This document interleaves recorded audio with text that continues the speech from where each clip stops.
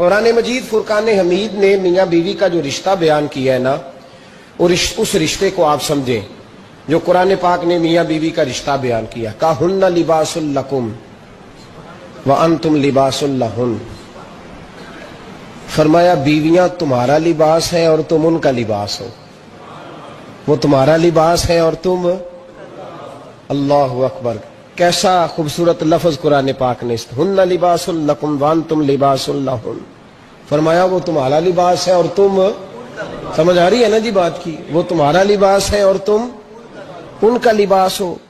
تین خوبیاں تو ہر لباس میں ہوتی ہیں، تین چیزوں کے لیے لباس پہنا جاتا ہے، تین چیزیں، تین قسم کی آسائشیں لباس میں پائی جاتی ہیں، اس پر تو تمام مفسرین کا اتفاق ہے۔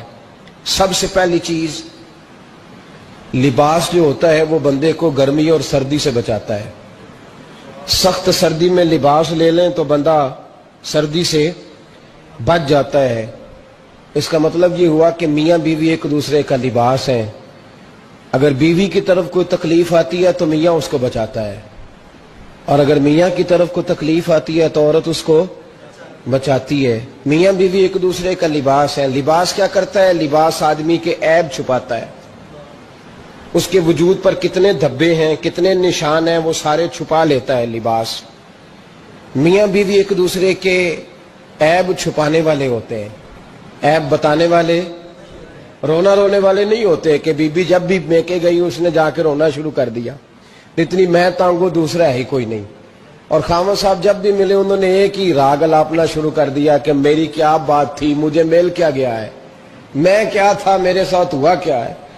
تو لباس ہے، ایک دوسرے کا عیب چھپائیں گے، بولیے ایک دوسرے کا عیب چھپائیں گے، ایک دوسرے کی غلطیوں کی پردہ پوشی کریں گے۔ اور تیسرا لباس کا کیا مقصد ہوتا ہے؟ لباس شخصیت کا آئینہ دار ہوتا ہے۔ لباس آدمی کی اچھی اور خوبصورت طبیعت کا حصہ ہوتا ہے۔ جو لباس ہوتا ہے وہ انسان کو زینت بخشتا ہے، خوبصورت کر دیتا ہے۔ داڑھی والا آدمی ننگے سر پھرے تو خوبصورت نہیں لگتا، ٹوپی پہن لے تو بڑا پیارا لگتا ہے، ٹوپی پہنے تو بڑا، اور اگر امامہ باندھ لے تو نور نالا نور ہونا شروع ہو جاتا ہے۔ اللہ کرے آپ خوش ہو جائیں، آمین تو کہہ دیں، اور اللہ کرے فجر کی نماز آپ امامہ باندھ کی پڑھ لیں، آمین تو کہیں۔ چلو کونی جنہ دی داڑھی نہیں انہوں نے رکھنی چاہیے، جنہ دی نہیں انہوں نے، موضوع نہیں تھا پر ہماری بھی مجبوری ہے، داڑھی آئی جاتی ہے ہر موضوع میں شامل ہو جاتی، رکھنی چاہیے۔ سب یاد رکھیں لباس آدمی کو زینت دیتا ہے۔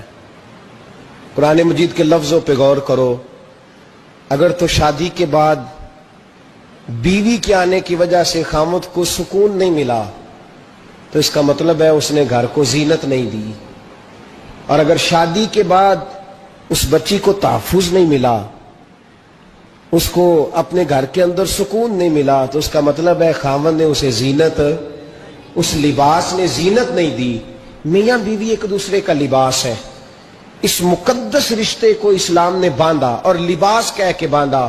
میرے رسول کریم علیہ الصلوۃ والسلام نے پہلے تو خارجی لوگوں کو منع کیا ہے۔ میری ذاتی رائے یہ ہے کہ میاں بیوی کی ذاتی لڑائی کوئی بھی نہیں ہوتی، ذاتی لڑائی، میری باتوں کی سمجھ تو آ رہی ہے نا آپ دوستوں؟ کوئی نہیں آ رہی؟ اللہ جزا دے آپ۔ میاں بیوی کی ذاتی لڑائی کوئی نہیں ہوتی۔ ہوتا پتہ کیا ہے؟ لڑکے سے پوچھیں کہ بتائیں جناب کیا حال ہے، تو کہتے ہیں بیوی میری صحیح ہے، اس کے گھر والے نہیں صحیح۔ سنا ہے آپ نے بھی کبھی یہ لفظ؟ تو اسی طریقے سے اگر لڑکی سے پوچھیں کہ تیرا کیا حال ہے تو کہتی ہے خامن تو میرا دھیان رکھتا ہے، اس کی اماں نہیں خیال رکھنے دیتی۔ تو لڑائی جو ہوتی ہے وہ تیسرے آدمی کی وجہ سے ہوتی ہے۔ تیری اماں آئی تھی تو اس طرح کہہ گئی،